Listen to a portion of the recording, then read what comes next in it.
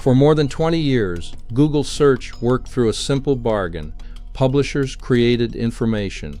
Google organized it. Users clicked the links. Websites received visitors, and Google sold advertising around the search results. Artificial intelligence is beginning to break that bargain. Nearly 300 French newspapers are now challenging Google after the company introduced AI-generated summaries at the top of search results in France. Their complaint is simple. Google can read information from publishers, summarize it directly on the search page, answer the user's question, and potentially remove the reason to visit the original website. The publishers create the information, the AI produces the answer, Google keeps the user, and the website may receive nothing. France's Alliance of General Information Press has asked the country's competition authority to intervene. The organization argues that Google introduced its AI summaries without negotiating a new agreement or providing specific compensation for this new use of publisher content. This is not simply another copyright dispute. It could become a test of whether the economic model that funded much of the open internet can survive Answer First AI. Google launched AI overviews in France on July 22. Instead of always displaying a list of traditional blue links first, Google can now generate a short answer above them. Search for a question, and the system may combine information from multiple websites into one response. Links are still included. Google argues that these links help people discover websites and that AI-powered search can generate valuable visits for publishers. But publishers are asking a much more uncomfortable question. Why click when the answer is already there? Imagine searching for the symptoms of a common illness. Traditional Google search might display 10 websites. You would choose one, open it, read the information, perhaps see advertising, and maybe explore another article. With an AI overview, Google can synthesize those pages into a few paragraphs directly above the traditional results. The user gets the information without leaving Google. One search has quietly changed from a navigation tool into a destination. That distinction matters because web traffic is money. A newspaper may earn revenue when readers see advertising, buy subscriptions, register for newsletters, click affiliate links, or discover additional stories. Lose the visit and all of those opportunities disappear. The French publishers say the impact is already substantial. According to figures they cited from French communications regulator ARCOM, AI-generated summaries may reduce traffic to publisher websites by between 33 and 38%. Independent research points in the same direction. One 2026 study examined more than 161,000 matched Wikipedia articles across different languages and geographic markets. It found that exposure to Google AI overviews reduced daily traffic to the English language pages by approximately 15%. That does not prove every publisher will lose the same amount. News, shopping, science, entertainment, and local information behave differently, but it demonstrates the fundamental mechanism. When Google provides the answer itself, some users no longer need the source, and this creates an economic paradox. Google's AI needs information. The web produces that information. But the better Google becomes at summarizing the web, the less traffic the web may receive. If publishers earn less money, they have fewer resources to produce journalism. Fewer journalists produce fewer investigations, interviews, local reports, reviews, and original discoveries. Eventually, AI systems may have less high-quality material to summarize. The machine can reorganize information extremely efficiently, but it cannot continuously summarize reporting that nobody can afford to produce.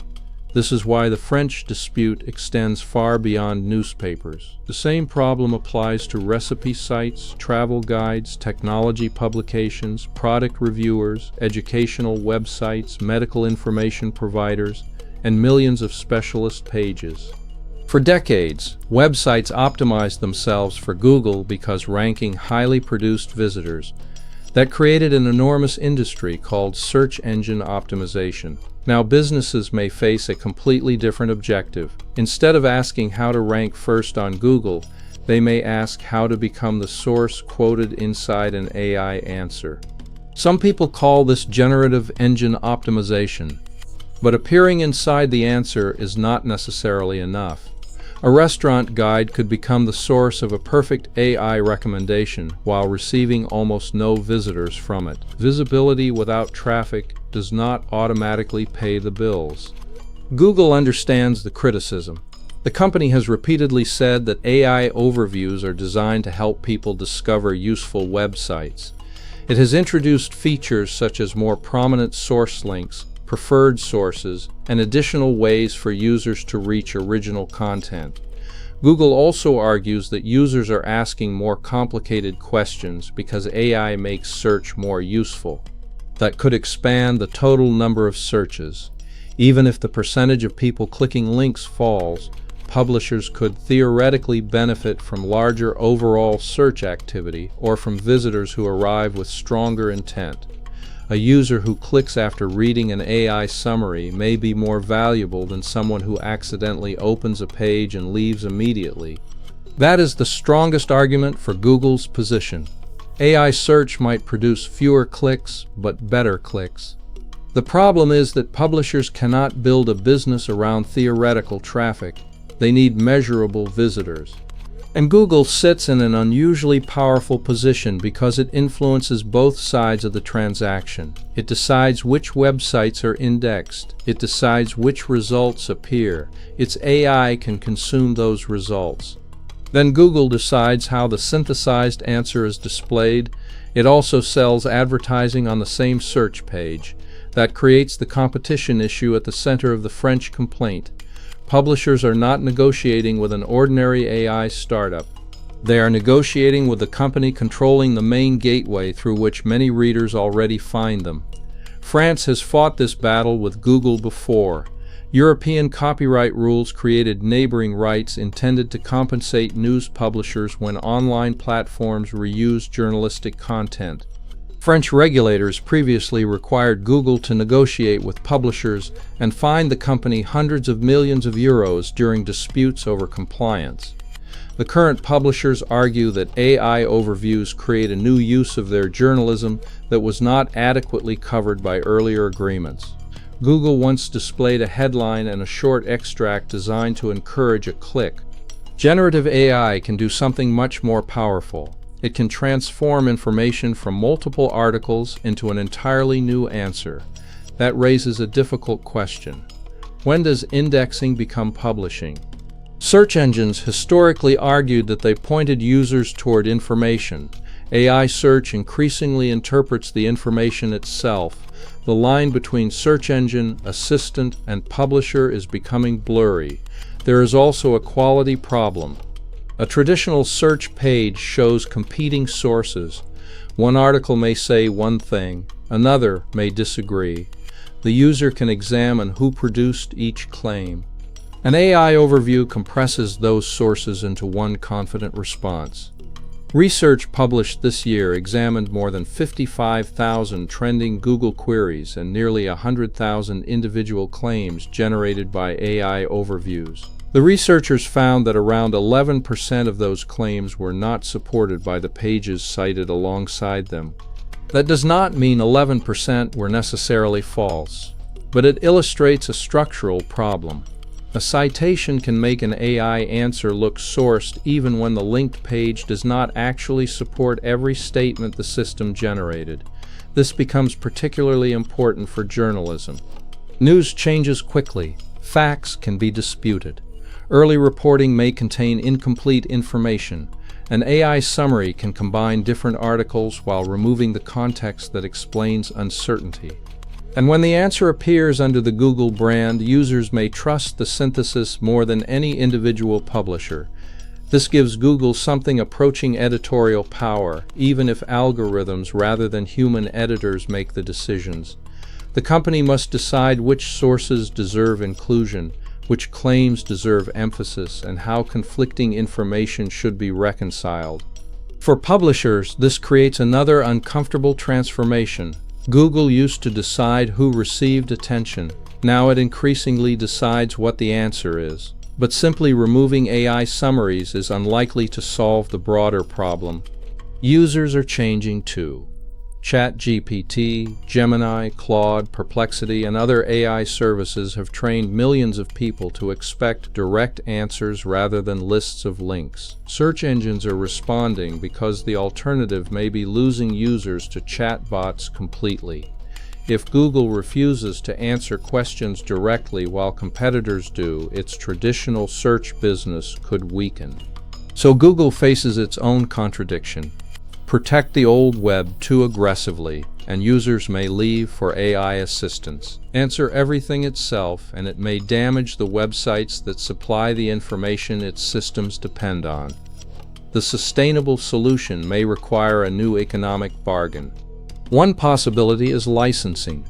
AI companies can pay publishers for access to content, as several major technology companies already do, but individual licensing creates another problem. Large newspapers can negotiate valuable contracts. Small publishers have far less leverage. If only the biggest organizations are paid, AI could accelerate concentration within journalism. Another possibility is revenue sharing. If an AI answer relies heavily on information from particular publishers, some advertising or subscription revenue could theoretically flow back to those sources. But measuring contribution would be difficult. An answer might use information learned during model training, live search results, dozens of websites, and the model's existing knowledge simultaneously. Who deserves payment, and how much? Publishers could also restrict crawlers. But blocking Google creates obvious risks when Google remains an enormous source of traditional search traffic. The website may need to choose between allowing its content to feed AI or disappearing from parts of the search ecosystem.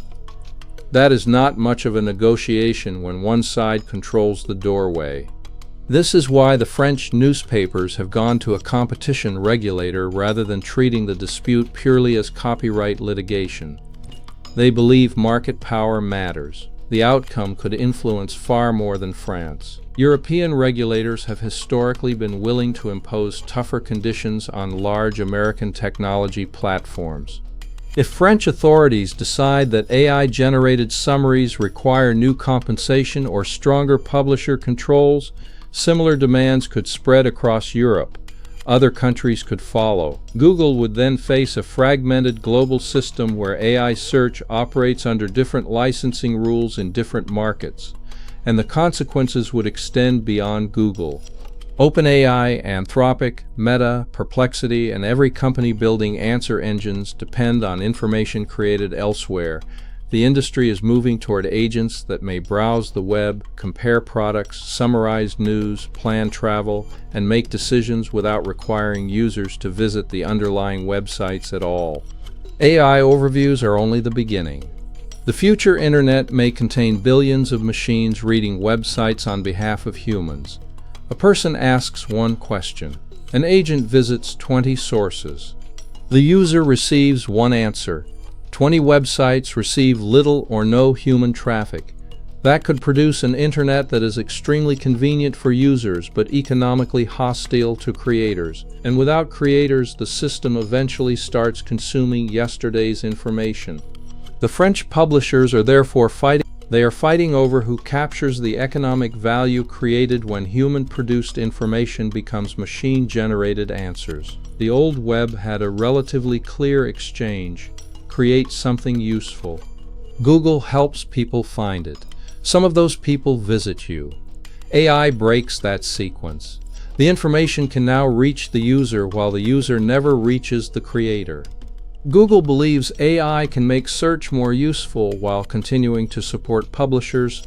French newspapers believe the balance has already shifted too far. Both sides have powerful incentives. Google cannot ignore the transition toward direct AI answers. Publishers cannot survive indefinitely if their reporting becomes raw material for products that remove their audience. The technology is moving faster than the business model beneath it, and that may be the biggest problem. The AI revolution does not only need more powerful models, faster chips, and larger data centers. It needs an answer to a much simpler question. If AI gives everyone the information instantly, who pays the people who created that information in the first place?